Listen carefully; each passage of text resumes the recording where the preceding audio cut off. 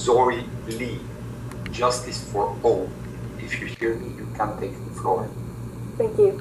And thank you, Ambassador, for your time.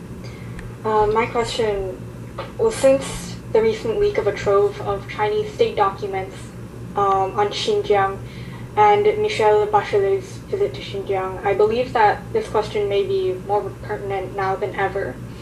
So how can the UN Security Council hold member states accountable for their own violations of international law or human rights abuses? For example, recently, China has demanded that Albania return a number of Uyghur asylum seekers who themselves are afraid of what might happen to them considering the situation in Xinjiang.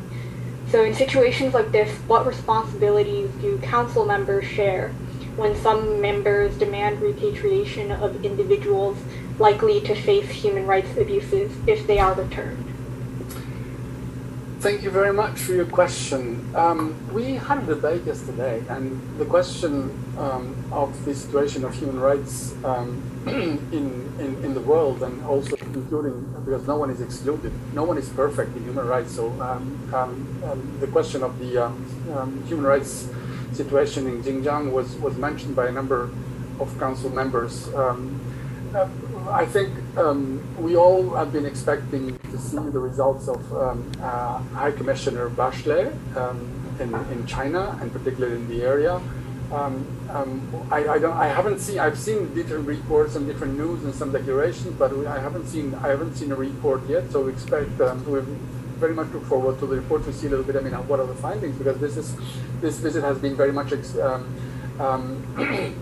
expected by all of us. Albania has been part of those countries who have called for a visit. I mean, whenever there is a situation, we need clarity, and the clarity is found when you go and see by yourself on the ground. So of course we listen to what the Chinese government and their representatives say, but I think, as it happens for every situation, we need also to have eyes on the ground and to have an independent reporting, and we very much look to see the report of Ms. Bachelet. As to the particular situation of the Uyghurs that have been sheltered in Albania, I must say one thing. Albania will never do anything to harm anyone. If they found shelter in Albania, they will be secure in Albania. We'll do our best that their rights be respected. I'm not particularly aware of any particular request to my government for returning anyone, but we see the responsibility as individual, and every case should be and will be treated and examined on their own merits. But those who have been provided shelter in Albania will stay and will remain in Albania. We have a responsibility, and we take our responsibility very seriously.